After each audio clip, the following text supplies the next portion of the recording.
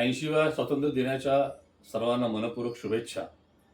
महाराष्ट्रातील जैन समाजातील अल्प उत्पन्न गटातील लोकांच्या आर्थिक सक्षमीकरणासाठी, विद्यार्थ्यांच्या शैक्षणिक विकासासाठी, जैन तीर्थांच्या संरक्षणासाठी, जैन साधू संतांच्या विहारधाम विहार सुरक्षेसाठी, प्राचीन ग्रंथ संपदेच्या पुनर्लेखनासाठी, त्याबरोबरच जैन समाजासाठी सार्वजनिक व्यवस्थांचं निर्माण, त्यामध्ये समाज भवन असेल, उपाश्रय असेल, स्थानक असेल, भवन असतील, अशा पद्धतीच्या सार्वजनिक सुविधांचं निर्माण असेल, शैक्षणिक सुविधांचा विकास असेल, अशा अनेक गोष्टींसाठी महाराष्ट्र सरकारनं महाराष्ट्राचे मुख्यमंत्री आदरणीय नामदार देवेंद्रजी फडणवीस, महाराष्ट्राचे उपमुख्यमंत्री नामदार एकनाथजी शिंदे, महाराष्ट्राचे उपमुख्यमंत्री नामदार सुनेत्राताई पवार या सर्वांच्या मार्गदर्शनाखाली जैन अल्पसंख्यक विकास आर्थिक महामंडळाची स्थापना केली आहे. 80व्या स्वातंत्र्य दिनाचे औचित्य साधून महामंडळाच्या 3 योजना प्रायोगिक स्वरूपात जाहीर करण्यात आल्या आहेत. या योजनांची माहिती जाहिरातीला जोडून दिलेल्या QR कोडच्या माध्यमातून देण्याचा प्रयत्न केला आहे.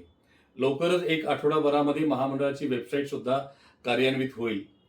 नवीन सगळ्या गोष्टी घडतायत, सुरुवात आहे, त्यामुळे काही ठिकाणी अडचणी येण्याची शक्यता आहे. त्यामुळे कुणीही पॅनिक न होता ज्या गोष्टींची माहिती कळणार नाही ते ईमेलवरून तुमची शंका महामंडळाकडे पाठवावी. तुम्हाला प्रत्येक शंकेचं उत्तर दिलं जाईल. प्रारंभी ज्या 3 योजना महामंडळातर्फे लॉन्च केल्या जातात त्यामध्ये महिलांच्या आर्थिक सक्षमीकरणाला सर्वोच्च प्राधान्य दिलेलं आहे आणि महिलांना त्यांच्या छोट्या उद्योग व्यवसायासाठी 1 लाखापर्यंतचं कर्ज 4 वर्ष मुदतीनं दिलं जाणार आहे. त्याचं व्याज अनुदान स्वरूपात महामंडळ जमा करणार आहे. ही थेट कर्ज योजना आहे. याबरोबरच सुरुवातीच्या टप्प्यामध्ये विद्यार्थ्यांच्या उच्च शिक्षणासाठी देशांतर्गत व देशाबाहेर, देशांतर्गत शिक्षणासाठी 10 लाख आणि विदेशात शिक्षणासाठी 20 लाखापर्यंत बँकांच्याकडून घेण्यात येणाऱ्या कर्जावर व्याज पूर्णपणे अनुदान दिलं जाणार आहे. त्याबरोबरच तिसरी योजना आहे शेठ वालचंद हिराचंद स्वयंरोजगार योजना. यामध्ये युवकांना नवीन व्यवसाय उद्योग सुरू करण्यासाठी बँकांच्याकडून 10 लाखापर्यंत कर्ज दिलं जाईल आणि त्याचं व्याज परतावा योजनेच्या माध्यमातून महामंडळातर्फे परत दिलं जाईल.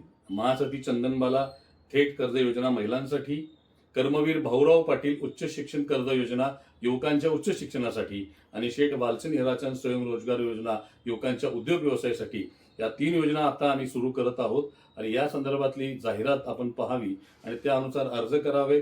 पात्र लाभार्थ्यांच्यापर्यंत ही माहिती पोहोचवावी. समाजातल्या प्रत्येक घटकांच्यापर्यंत ही माहिती पोहोचवा. त्या ठिकाणचे स्थानिक समाजाचे पदाधिकारी आपल्याला माहिती देतील, मार्गदर्शन करतील. याबरोबरच महामंडळाची कार्यालय सुद्धा मौलाना आझाद महामंडळाच्या कार्यालयामध्ये आहेत. त्या ठिकाणी सुद्धा आपल्याला हे अर्ज दाखल करायचे आहेत. तर यासाठीची माहिती वेळोवेळी आपल्याला वेगवेगळ्या समाज माध्यमातून दिली जाणार आहे. वेगवेगळ्या उपक्रमांच्या माध्यमातून समाजाच्या स्तरावर ही माहिती पोहोचवण्याचा प्रयत्न केला जाईल. आपण सर्वांनी सुद्धा या जाहिरातीच्या अनुषंगाने जास्तीत जास्त लोकांच्यापर्यंत ही माहिती पोहोचवावी आणि जैन समाजाच्या विकासासाठी महाराष्ट्र सरकारने घेतलेला हा ऐतिहासिक निर्णय खऱ्या अर्थाने समाजाच्या सर्वांगीण विकासासाठी उपयुक्त ठरेल असा संकल्प या निमित्ताने आपण सर्वजण करूया. पुन्हा एकदा आपल्या सर्वांना 80व्या स्वातंत्र्य दिनाच्या मनपूर्वक शुभेच्छा देतो आणि थांबतो. जय हिंद, जय महाराष्ट्र, जय जिनेंद्र.